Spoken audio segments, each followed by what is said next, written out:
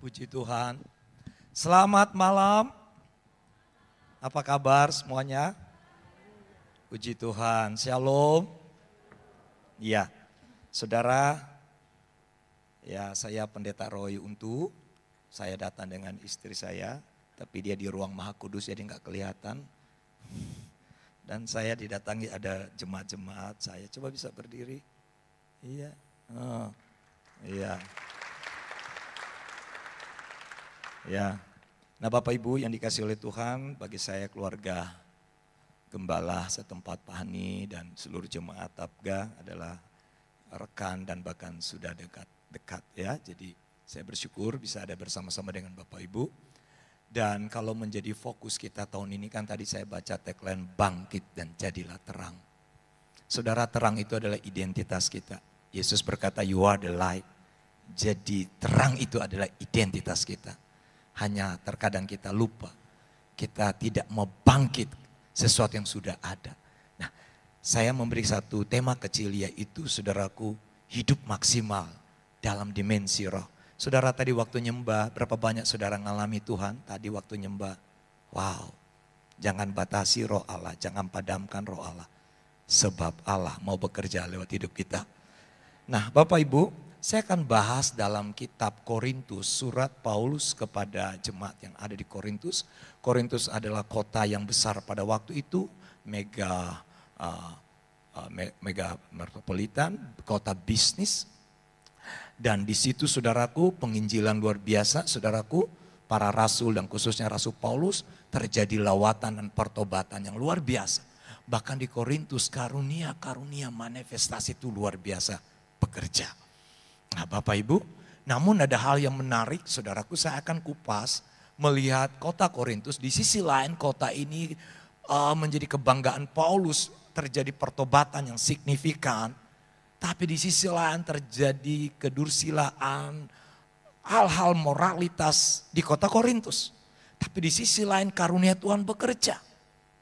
Tapi di sisi lain bagaimana orang-orang Korintus, jemaat mulai dipengaruhi oleh kaum Gnostik dengan segala pemahaman filosofi Yunani pada waktu itu yang sangat kental. Dan akhirnya saudaraku, mereka menjadi orang Kristen, tapi mereka masih Kristen kekanak-kanakan. Nah apa relevan atau korelasi dengan kita hari ini? Saya pikir begini Bapak Ibu. Saya asal dari Manado, saya 31 tahun ada di Batam. 37 tahun saya melayani Tuhan sejak SMA. Dan setelah kuliah ekonomi saya bekerja di Batam. Lalu saudaraku tahun 99 saya resign. Lalu jadi seorang hamba Tuhan sepenuh waktu. Sampai tahun ini berarti sudah ada 26 tahun. Masuk 26 tahun. Nah bukan berarti saudara kekristenan kita itu hitung berapa lama. Tapi mari kita lihat saudara dalam waktu mungkin 35 menit ke depan. Kita mau belajar kita ada di posisi mana Bapak Ibu. Kita orang Kristen tapi kita masih dipengaruhi oleh hal-hal yang membuat kita tidak mengalami hal yang supranatural itu. Memang kita orang natural tapi kita bisa melakukan hal yang supranatural. Yang setuju katakan amin. Nah saudara kita akan baca saudaraku di dalam kitab 1 Korintus 2 ayat 10 dan 12. Lalu kita akan nanti lompat kepada 1 Korintus pasal 3 ayat 1 sampai 3. Kita lihat di sini ada dua sisi kekristenan. Nah biarlah ini menjadi kebenaran dan hari ini saudara kalau engkau ada di posisi kekristenan yang dikatakan carnal man atau kekristenan duniawi. Mari kita shifting. Karena Tuhan tertarik kepada orang yang berjalan di dalam tuntunan roh. Kita akan baca bersama untuk menghormati firman. Bolehkah Bapak Ibu sidang jemaat bangkit berdiri? Kita akan baca bersama-sama saudaraku ayat ini. 1 Korintus 2 ayat 10 dan 12. 3, 2, 1. Karena kepada kita Allah telah menyatakan oleh roh, sebab roh menyelidiki segala sesuatu. Bahkan hal-hal yang tersembunyi dalam diri Allah. Siapakah gerangan di antara manusia yang tahu apa yang terdapat dalam diri manusia selain roh manusia sendiri yang ada di dalam dia? Demikian pula lah tidak ada orang yang tahu apa yang terdapat dalam diri Allah selain roh Allah. Ayat 12. Kita tidak menerima roh dunia, tetapi roh yang berasal dari Allah, Supaya kita tahu apa yang dikaruniakan Allah kepada kita. Yang setuju katakan amin. Dipersilakan duduk saudara. Kita akan baca dulu 3 ayat ini, nanti saya akan minta kita baca lagi.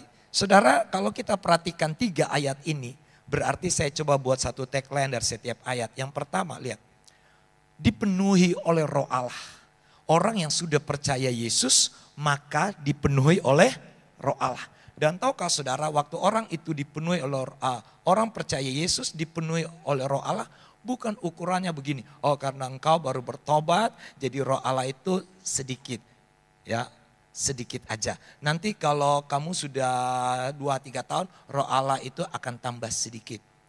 Nanti kalau sudah luar biasa, lebih penuh. Itu jurus Saulin. Kita bukan pakai jurus-jurus Saulin. Amin. Engkau terima Yesus malam ini. Saya terima Yesus 7 April 86 di Manado waktu KKR itu.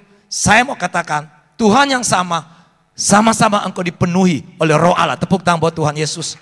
Jadi tidak ada separuh, tidak ada setengah. Penuh, katakan penuh. Nah saudara, yang kedua di ayat yang berikut. Kita dimampukan Tuhan bagaimana peranan atau fungsi Roh Kudus itu akan menuntun jemaat Korintus. Dan kita melihat jemaat Korintus dipakai dengan karunia nubuatan, mujizat, kesembuhan. Ada 9 karunia dalam 1 Korintus 12 ayat 8 sampai 10. Ada hikmat, ada marifat, ada pengetahuan, ada membedakan roh, ada bahasa roh, ada menafsirkan bahasa roh. Dan semuanya itu digunakan untuk membangun. Luar biasa. Lalu apalagi saudaraku, orang yang dipimpin roh dipenuhi dengan karunia-karunia. Ada karunia nubuat, karunia memimpin, karunia mengajar, karunia menasihati, karunia memberi, karunia melayani, karunia belas kasihan. Kita ini hebat saudaraku. Tuhan memberikan, saya bilang 579. Coba sama-sama katakan, jangan pasang nomor ya. 579, 1, 2, 3.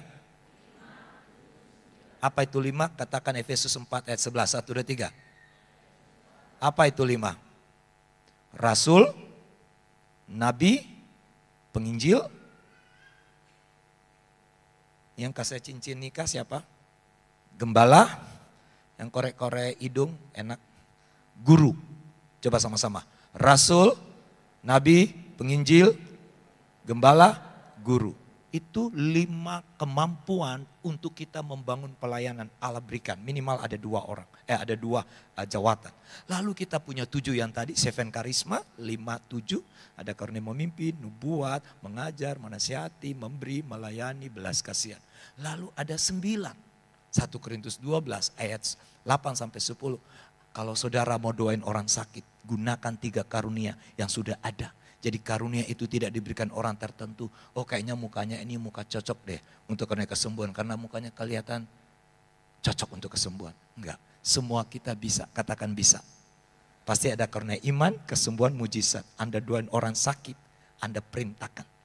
Saya tadi baru pulang Tanjung Pinang, doain seorang ibu yang kanker payudara. Saya perintahkan kutuk kanker, mati dalam nama Yesus. Saya sebarkan sel yang baru, perintahkan. Kita enggak boleh memohon penyakit kanker, boleh kamu keluar ya lewat pintu belakang. Ngapain sudah? Sama setan gak usah tawar-menawar. Perintahkan. Roma 16 ayat 20, iblis ditelapak kaki orang percaya. Yang setuju katakan amin. Lalu saudara, Anda mau konseling orang. Kadang-kadang kan kita ini di Komsel atau FA di sini. Konseling, gunakan 3 karunia. Hikmat, marifat, pengetahuan. Waktu ada di ibadah seperti tadi, ada di Komsel, ada di mana. Gunakan 3 karunia. Hurakataka syekara bahasa roh, menafsirkan bahasa roh, nubuat. Bukankah itu saudara sudah diberikan? Katakan sudah diberikan. Hanya kita pura-pura tidak tahu. Kita berpikir yang dapat itu harus puasa 7 hari 7 malam. Di bawah pohon tomat lalu tomat jatuh. Enggak saudaraku. Ketika engkau terima Yesus saudaraku. Roh Kudus itu full. Hanya kita tidak memanifestasikan. Betul enggak? Misalnya ada orang sakit, aduh aku kan gak ada karunia untuk doain orang sakit. Jadi apa bro karuniamu? Aku hanya karunia untuk menerima berkat aja. Gak ada saudaraku. Saudara doain orang sakit, nggak usah pakai papa pendeta atau siapa. Perintahkan karena ayat itu bilang Markus 16 ayat 17. Tanda-tanda ini menyertai orang percaya. Dia tidak bilang begini, pendeta-pendeta, tidak. Tanda-tanda ini menyertai orang. Siapa sini orang percaya, angkat tangan. Siapa mau resign dari orang percaya? Nah, kalau saudara mau resign, tanda-tanda tidak akan menyertai. Tapi selama engkau orang percaya, kanker, lumpuh, Anda akan perintahkan. Orang yang kerasukan setan, Anda akan doakan. Katakan amin. Amin. Iya, karena tanda-tanda ini. Jadi bukan karunia khusus, Pak. Saya juga nggak tahu, saya sering doain orang. Pernah di Batu Batam waktu awal-awal rumah duka itu. Saya habis training namanya School of Believer di gereja, saudaraku. Saya pergi bawa 3 orang, pergi cari orang mati. Untung hari itu nggak ada yang mati. Maksud saya begini, Tuhan sekali-sekali lah bangkitkan orang mati. Ya coba dulu kan, kalau gagal apa saudara malu? Ya namanya juga karunia. Amin. Jadi coba kalau ada orang mati jangan dulu cepat-cepat kubur, coba bangkitkan dulu, doakan dulu. Ya kalau nggak jadi pasti viral kan, ya biarin aja lah. Kita kan bukan, kalau kita lakukan, kalau enggak ya udah. Nah, waktu saya ke rumah duka itu, ternyata nggak ada orang meninggal, kata teman saya. Puji Tuhan nggak ada orang meninggal Pak Pendeta. Ya kita coba. Di Alkitab disuruh Lazarus mati berapa hari? Apakah hari ini kita nggak bisa doakan?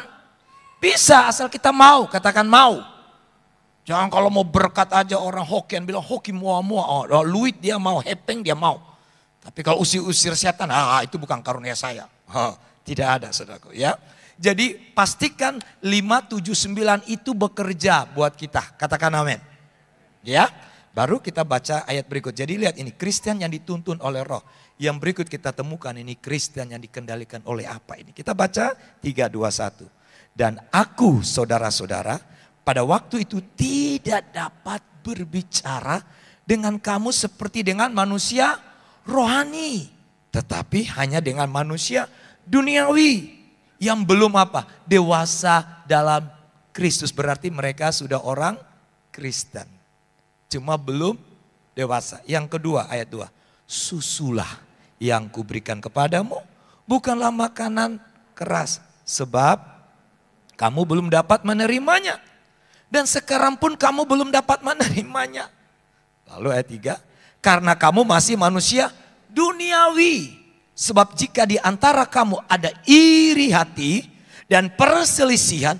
Bukankah hal itu menunjukkan bahwa kamu manusia duniawi dan bahwa kamu hidup secara manusiawi. Jadi lihat saudaraku, tadi luar biasa. Kristen yang dipimpin oleh Roh, Kristen yang dikendalikan oleh peranan Roh, Kristen yang punya karunia-karunia. Harusnya kekristenan itu seperti ini. Tapi yang kita temukan coba lihat. Belum dewasa dalam Kristus. Yang kedua saudaraku, masih bayi rohani. Umur udah gocap saudaraku, masih minum susu botol. Saudara, bayi rohani, masih bayi ini kan makanannya kan tuh bubur, betul nggak? Nggak bisa boleh makanan keras. Makanan bubur itu ini maksudnya telinganya enak. Jadi kalau khotbah itu Pak Roy nggak boleh bilang selingkuh itu dosa, jangan Pak. Kalau judi itu jangan dosa, jangan Pak, di sini nggak boleh bilang itu dosa, bilang itu masalah. Kenapa? Karena bayi. Saudara, kita mau menikah dengan mempelai Kristus, nggak bisa anak-anak menikah, harus orang sudah dewasa. Amin. Jadi mau makanan keras, yang lain bilang aduh jangan apa, aku gigi lobang nanti sakit.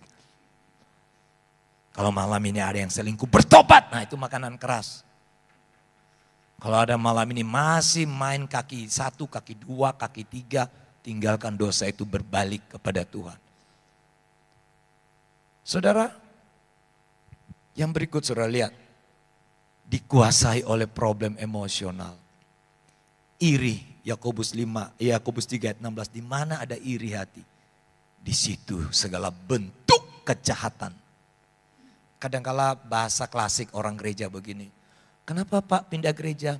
Sudah tidak sevisi. Cile gayanya, tidak sevisi. Yang paling parah lagi dia bilang begini, Pak saya mau pindah gereja. Oh, Karena waktu saya doa dan istri, Tuhan berbicara, pindahlah engkau dari kemah ini ke kemah sana.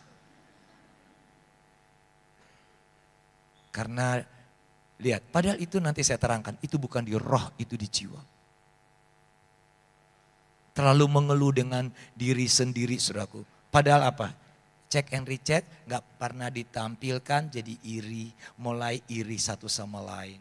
Nah saudara, ini cancer stadium pertama. Hati-hati, ada 4 S. S pertama sedih. Coba lihat wajah kiri kanan, muka sedih enggak? Kita ini harus sukacita Bapak Ibu. Hepeng boleh enggak ada di dompet, tapi gaya, haleluya.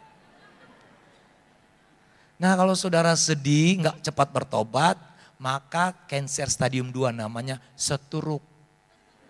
Bukan, namanya seteres. Baru stadium 3 stroke. Coba kalau 4, S keempat apa? Ayo tebak aja. Kalau 4 udah selesai. Hah?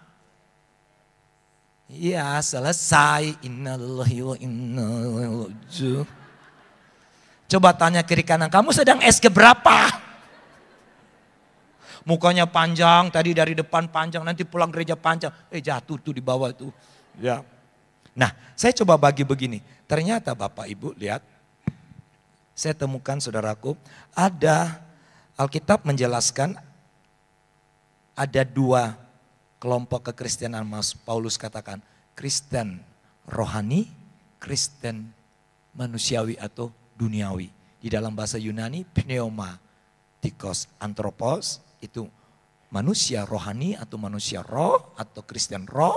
Yang tadi kita baca dipimpin oleh roh dan sebagainya, dipimpin oleh karunia. Lalu ada Kristen duniawi atau Kristen daging, yaitu sarkikos anthropos. Bagaimana kita bisa tahu? Lihat urut-urutannya. Orang Kristen kalau dipimpin oleh roh, maka lihat dominannya. Kan kita harus mengakui trikotomi ya. Coba ikut kalimat saya. Saya adalah manusia roh yang memiliki jiwa yang tinggal dalam tubuh. Betul? Iya kan? Saya adalah manusia roh yang memiliki jiwa yang tinggal dalam tubuh. Nah urut-urutannya ternyata Kristen rohani atau pneumatikos anthropos itu yang mengendalikan hidupnya itu roh. Lalu jiwa. Karena Paulus berkata jiwaku Daud, jiwaku merindukan engkau. Maka jiwaku pun memujimu. Kenapa jiwa dia memuji Tuhan? Karena dia dituntun oleh roh. Tapi kalau bukan roh yang menuntun dia jiwa, maka dia nyanyi apa? Patah hatiku jadinya, hatiku hancur mengenang, di kau berkeping-keping-keping. Jiwa saudaraku. Putus cinta, mukanya nggak suka cita. Diputus kontrak kerja, mukanya nggak suka cita. Lalu dia tanya begini, kenapa kamu nggak happy? Roh Kudus bilang, aku sementara sabat dulu. Mana ada Roh Kudus pengaruh Anda putus cinta? Roh Kudus tidak dipengaruhi putus cinta. Roh Kudus itu netral, tidak ada dipengaruhi hatimu gundah gulana. Itu di jiwa. Nah saya mau ajar supaya kita jangan sesikit suara Tuhan, padahal suara jiwa. Tuhan bilang loh kamu cikal bakal jodoh saya. Nanti jawab begini, kayaknya Tuhan gak bilang saya deh. Ayo siapa sini umurnya sudah mau jatuh tempo. Nanti banyak pakai suara Tuhan itu kan. Saya dulu saudaraku ganteng kan, sekarang juga tetap ganteng sih. Wah itu dari muka kuning ya, saya kan pemuda suka layani muka kuning dari Dumotori ke Monotori. Wah itu Roy, Tuhan bilangnya aku. Kaulah jodohku. Saya mau tolak kan gak enak ketua pemuda. Terpaksa saya bilang, ujilah itu. Sekali lagi ujilah itu. Enggak, aku sudah doa. Oh persiapan Tuhan Yesus. Mau lihat ya godang. Nah dong. Di sini nggak ada. Amin, anak-anak muda. Hanya ada nggak mengaku. Nah lihat saudaraku, kalau ciri-ciri jiwa lihat ya, saya suruh mari kita lihat ini jiwa ya. Lihat tidak memiliki kemampuan untuk membedakan benar atau salah, selalu berespon kedagingan. Kehidupannya lebih dominasi oleh pikiran dan perasaannya. Kalau perasaannya lagi nggak enak, nggak mau ibadah. Pokoknya tergantung mood. Kasih tidak ditaruh di perasaan, di keputusan, di kehendak. Saya mengasihi istri, pinggangnya masih 48. Jadi 84, tetap sama. Puji Tuhan istri saya enggak 84 sih karena saya rawat. Enggak boleh lewat 84. Cukup 48. Selain itu banyak puasa. Karena pendeta harus banyak puasa. Hemat gitu loh. Tidak memiliki kemampuan mengevaluasi diri. Lebih suka apa? Menyalahkan. Nah ini orang kalau dikendalikan jiwa. Enggak pernah saudaraku. Saya belajar sesuatu lewat kamu. Atau suami-suami ya. Bilang begini, Ma, Tuhan izinkan kamu bentak saya. Itu saya belajar sesuatu. Ternyata saya ini egois. Saya mau belajar sesuatu. Harusnya saya memandang kamu seperti melihat Kristus. Walaupun gigimu enggak rata. Kristus dalam diri. Walaupun kamu orang Chinese bilang loso lah. Saya bilang normal Pak, kalau begini, kalau dia begini, nah itu kan nggak normal. Jadi bapak-bapak supaya istri kita normal, biarlah tiap pagi. Kemana kamu? Besok kerja, kamu makan di mana? Dengan siapa? Perempuan apa laki di samping? Biarlah itu Kenapa istri cerewet? Suami jarang ngomong. Kalau pulang kerja, don't disturb me, okay, I'm tired. Ingat di kampung Tarutung kita diberkati dalam keadaan suka dan duka. Aku tabok kau. Itu di Tarutung. Kalau di Batam enggak, maksudnya enggak ngaku. Ya. Tidak memiliki orang kalau dikendalikan jiwa, tidak memiliki kemampuan sebagai pendamai. Kalau dia ada di FA itu jadi kacau. Provokasi, pemecah belah. Saudara, Tuhan tidak kehendaki kita seperti itu. Lihat, unsur manusia itu ada roh, jiwa dan tubuh. Kita harus mengerti bahwa di dalam jiwa ini pola pikir ini. Pola rasa, pola respon, pola tindak. Tuhan katakan kenapa Amsal 4 ayat 23 begini. Jagalah hati, jangan kau nodai. Jaga hati. Oh bukan ya. Jagalah hatimu dari segala kewaspadaan. Sebab dari situlah terpancar kehidupan. Kenapa Tuhan suruh jaga hati? Karena hati kita ini saudaraku. Filipi 4 ayat 8, semua yang baik, semua yang mulia, semua sedap didengar, semua disebut kebajikan. Pikirkan itu, kita enggak. Makanya dikendalikan oleh jiwa. Makanya pikirannya akhirnya apa? Aku rasa Tuhan bilang begini. Nah mulai, padahal itu di jiwa dia bilang Tuhan bilang.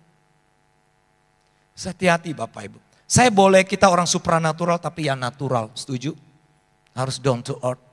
Jangan di awan-awan, datang di satu rumah, aku cium kayaknya ada dosa di sini. Duduk di samping, aku tahu kamu belum berpeluang nih. Kecium kok, kecium. Bro, boleh supernatural tapi yang natural lah ya. Jangan tahu di awan-awan, agak mendarat lah sedikit, amin. Ya, relevan tapi kekinian, relevan tapi jangan kehilangan identitas. Pirang sih boleh tapi jangan gara-gara dunia pirang dia lupa siapa diri dia. Dia tanya siapakah aku? Nah dia nggak tahu. Dia tanya siapakah aku? You are the light. Kamu adalah terang. Amin. Nah lihat jiwa. Lalu tubuh aktivitas asupan istirahat. Lihat roh. Saya suka sedih orang Kristen suka berkata begini. Pak Roy sekarang Roh Kudus sudah undur dari hamba Tuhan ini. Kok apa ibu tahu? Dia sekarang sudah tidak berbahasa roh. Roh Kudus sudah undur. Lalu Pak, ada anak muda Pak. Sekarang Pak dia enggak setia lagi ke gereja. Roh Kudus sudah undur. Bapak Ibu, Roh Kudus enggak undur selama dia enggak menyangkal Yesus. Amin. Masa Roh Kudus kayak teh celup naik turun naik turun. Tahu teh celup? Roh Kudus datanglah. Roh Kudus bilang teng teng teng. Aku datang. Jamalah setiap hati. Oh rakasyaka raba. Oh Roh Kudus datang. Roh Kudus datang. Masa Roh Kudus kayak teh celup naik turun naik turun. Roh Kudus itu tidak pernah keluar selama orang itu tidak sangkal Yesus.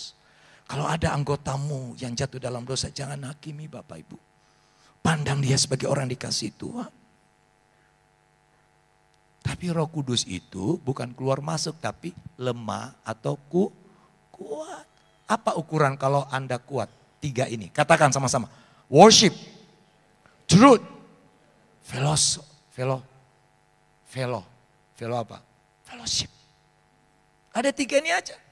Makanya Bapak Ibu saya bilang begini, penyembahan kita harus mengenal siapa yang kita sembah, karena di dunia ini hanya 2. Kalau bukan menyembah Tuhan, menyembah dunia. Di dalam dunia ada uang, di dalam dunia ada bisnis, di dalam dunia ada hobi.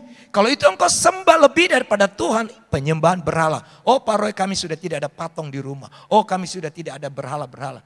Berapa banyak hobimu juga berhala. Ibu-ibu itu nggak bisa kalau nggak lihat branded itu, sampai pegang, kuraba-raba, lama-lama sekali. Dia pegang tumpan tangan, basoro kuraba-raba lama sekali. Kenapa? Ini branded sampai dia lihat matanya, lihat suaminya. Cepat gesek. Hati-hati loh, itu bisa konsumerisme. Zaman sekarang zaman sosial media, sikit-sikit makan, sedikit foto. Aku jarang lihat orang lagi nyembah di foto yang ada.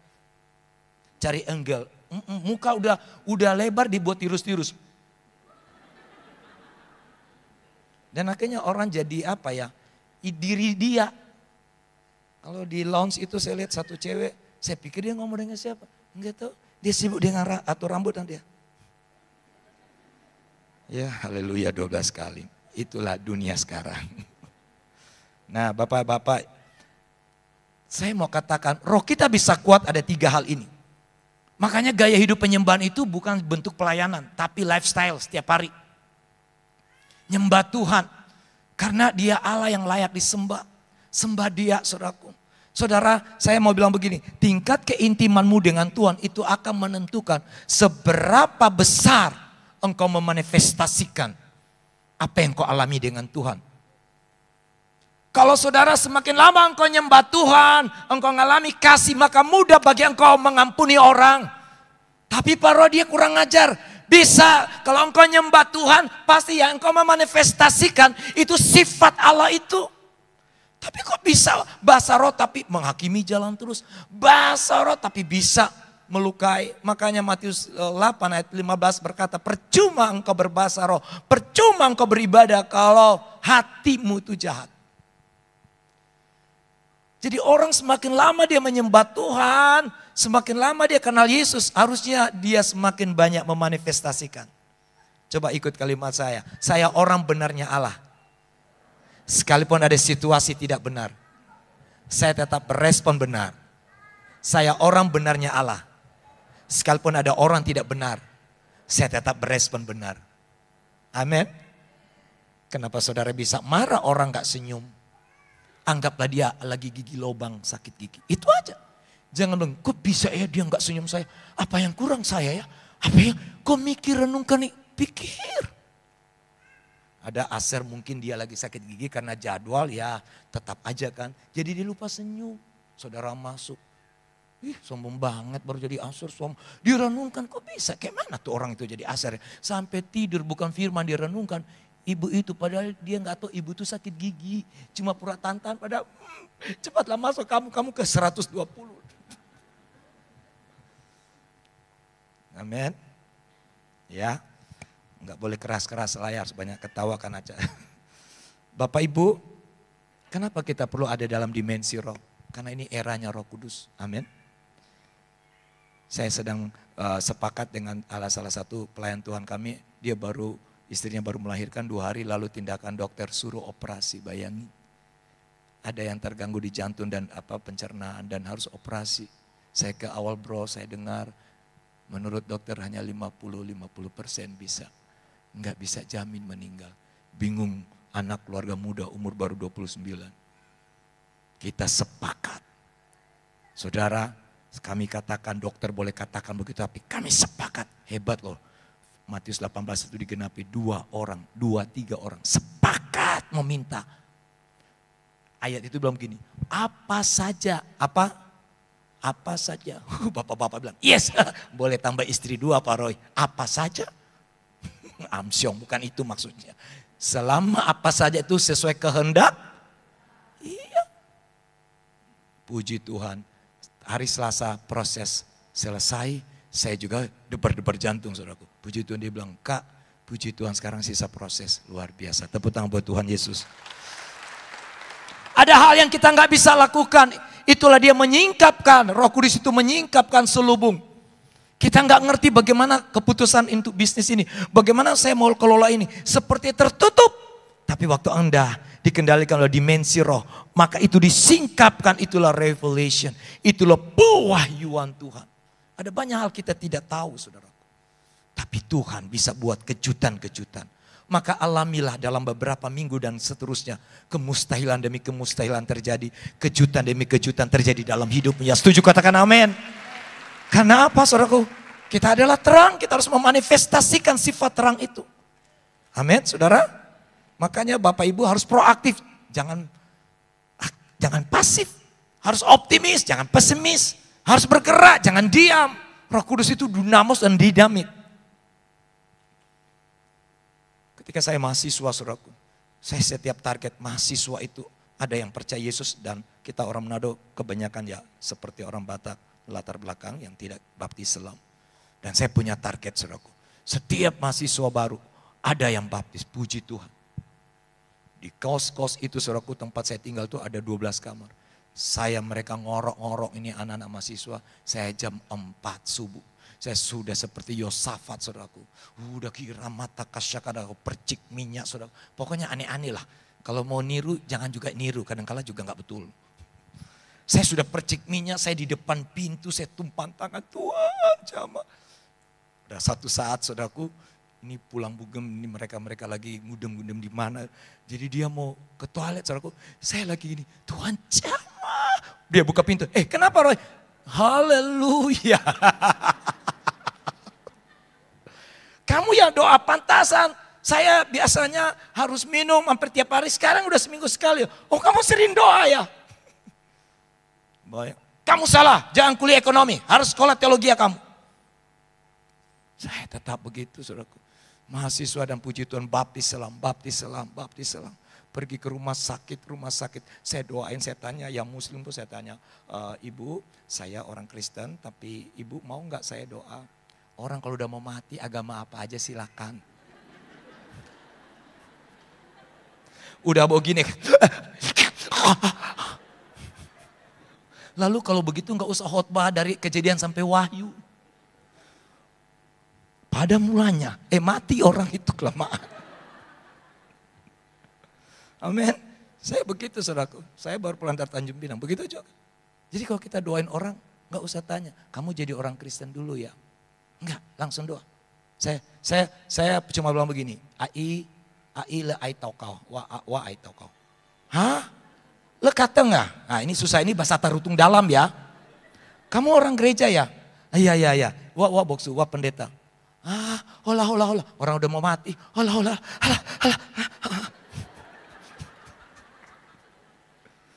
Ya itu, makanya saya kalau layani orang Chinese, maaf ya.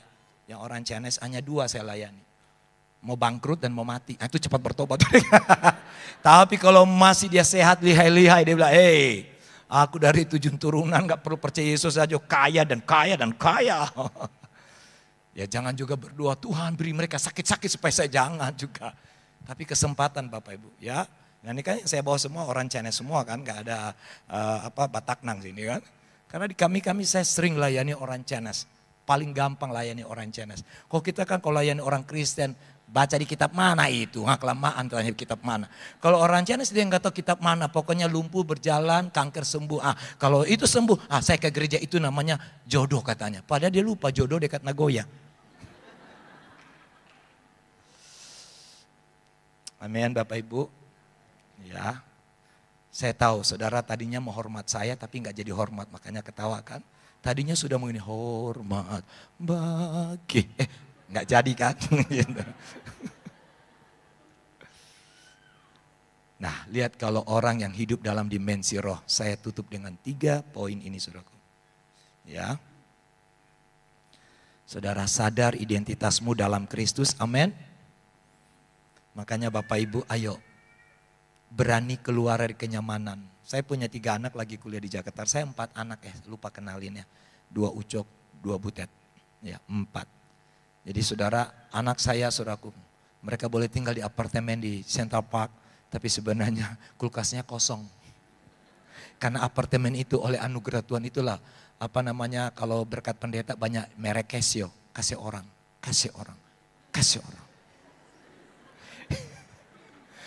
Mau Kesio jadi pendeta.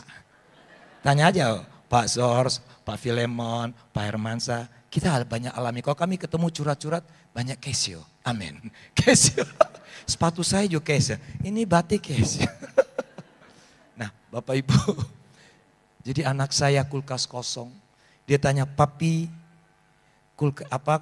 beras sudah habis. Saya bilang, puji Tuhan. Terus anak saya bilang, kok papi beras habis, puji Tuhan. Karena Tuhan bilang, di waktu bercukupan kamu boleh bersyukur. Di waktu tidak bercukupan kamu juga tetap bersyukur. Dia bilang, memang papa pendeta susah mau bicara.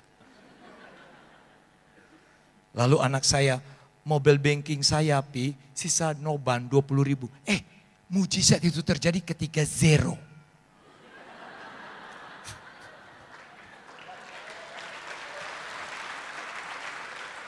Betul saudara. Akhirnya saudaraku, ini anak saya yang ketiga perempuan ya. Ivana dia kuliah di BINUS. 2 anak saya BINUS, 1 di IKJ di Grand Busana.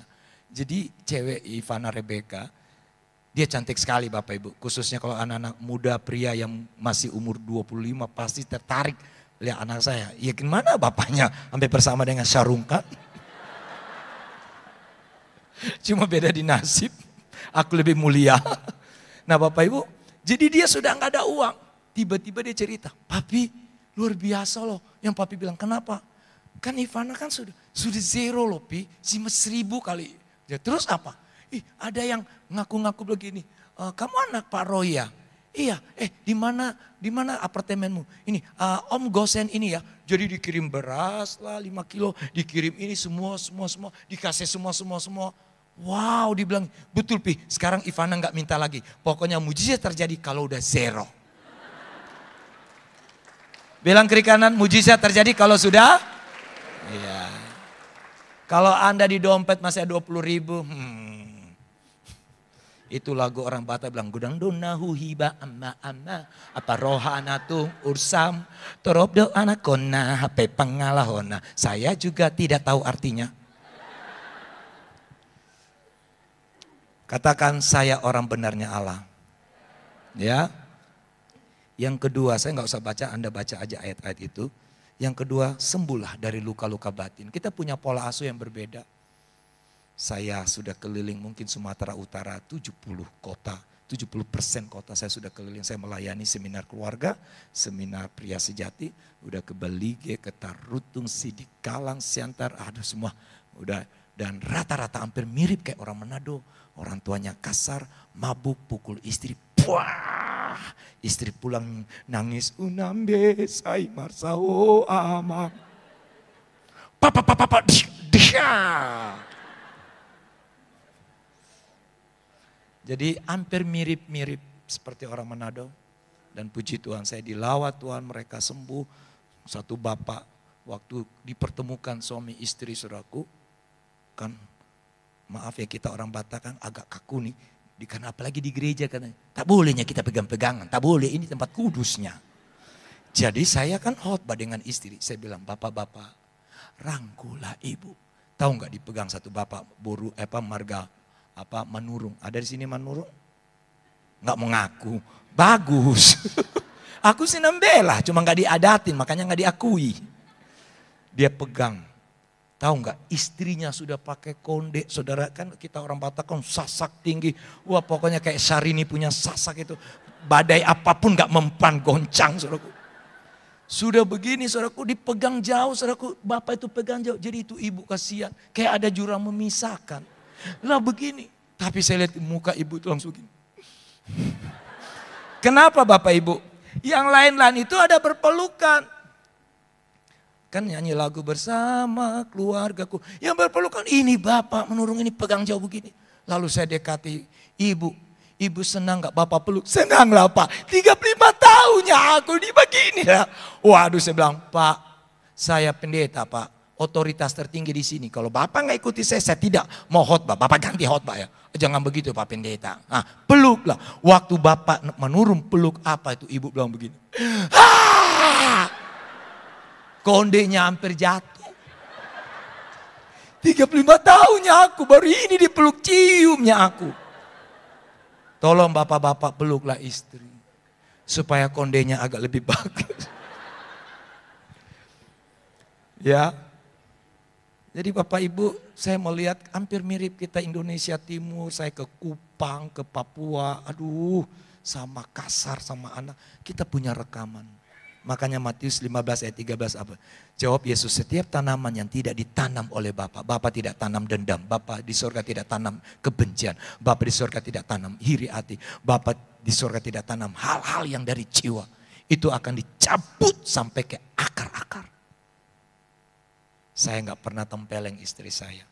Mungkin belum dia istri saya, Mami bisa maju supaya masuk TV kita, Mi. Mami maju. Supaya ada di TV Tabga. Oke, ya. Ya. Ya. Inilah istri saya. Ya. Kami kemarin sebenarnya ada undang Bapak Hani, cuma beliau nggak ada keluar. Ulang tahun pernikahan yang ke-25 tahun. Jadi sudah 25 tahun. Dan anak 4 yang tua sudah masuk 25. Yang menikah di awal tahun langsung punya anak di akhir tahun.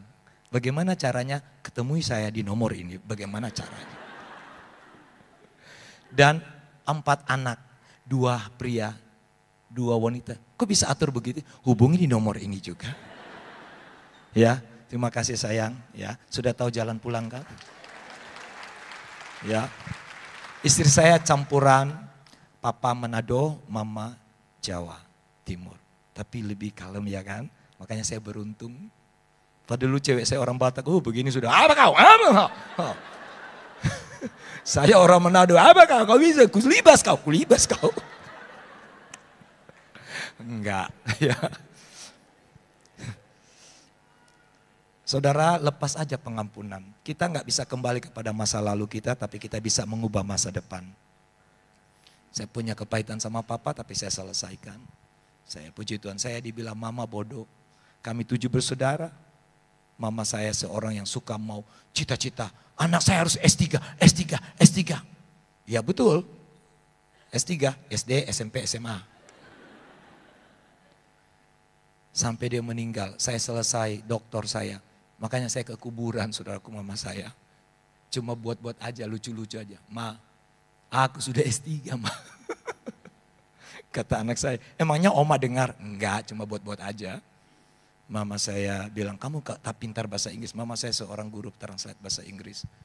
Lalu, kamu kayak tidak seperti abang kamu. Dibandingkan.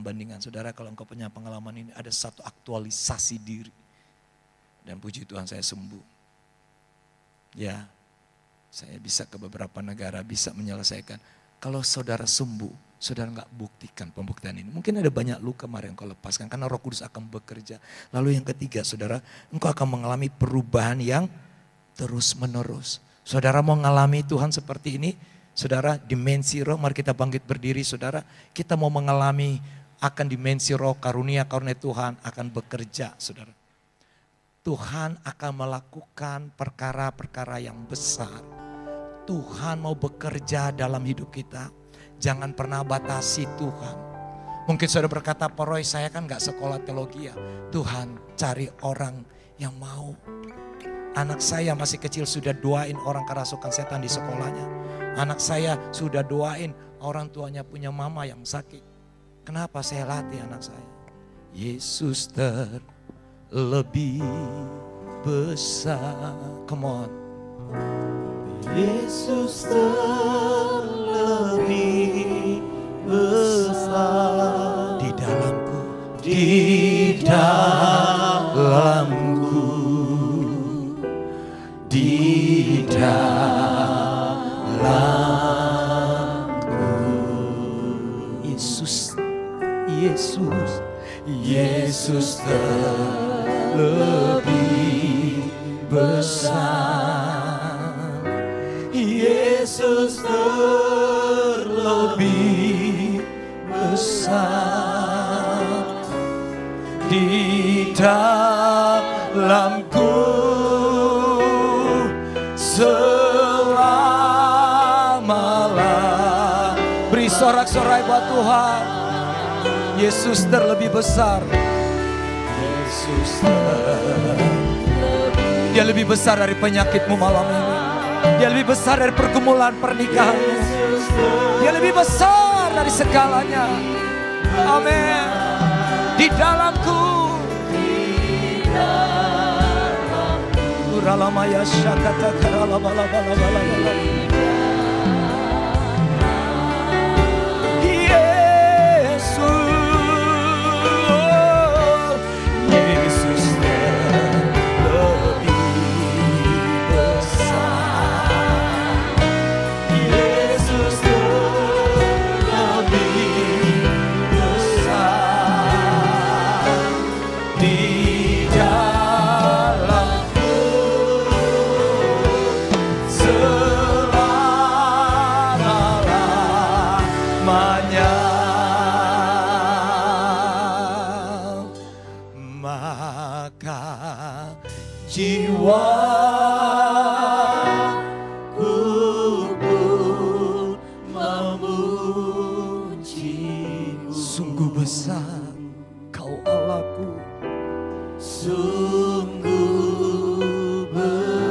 Mari kita satu komitmen terhubung dengan sorga malam ini. Roh Kudus akan bekerja, tanda-tanda heran menyertai engkau. Maka jiwaku,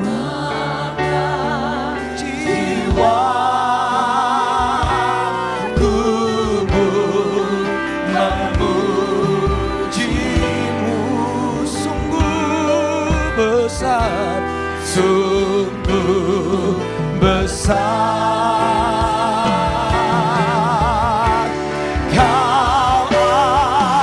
Mari jemaat tabah, angkat kedua tangan. Maka jiwa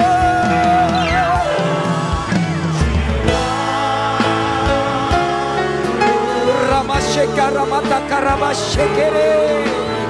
Jesus, we worship, we glory.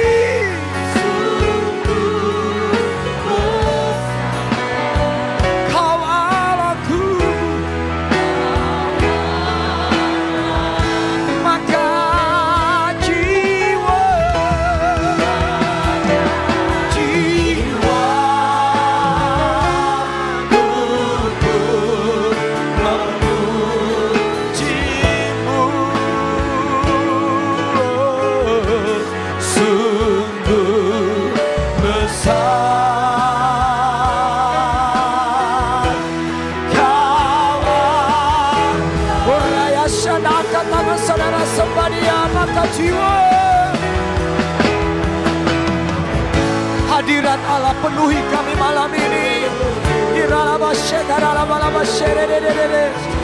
Oh, sungguh besar, sungguh besar. Alamilah kemustahilan malam ini. Bukan besok, sekarang ini juga. Sembuh, sembuh, tahir, lepas. Maka jiwa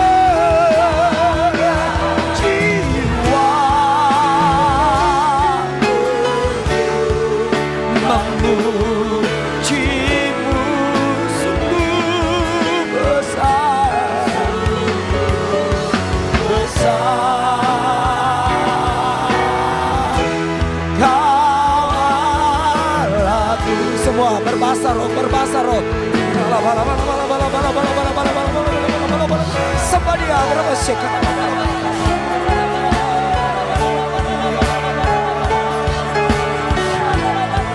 jamaah setiap pribadi, move the Holy Spirit. Jamaah, jamaah. Oh ya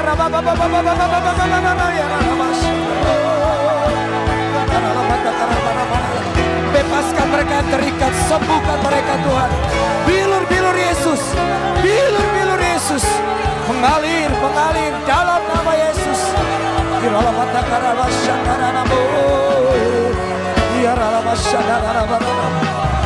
Kami semua jemaat mengagungkan Engkau, kami semua tinggikan. Maka jiwaku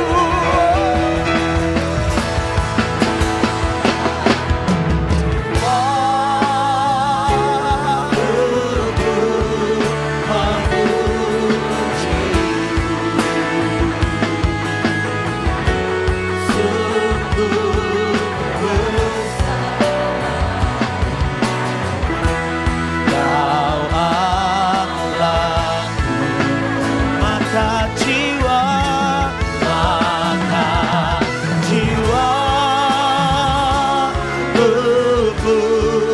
memujimu. Sungguh besar Kau Allahku, sungguh besar, sungguh besar Kau Allahku, sungguh besar, sungguh besar Kau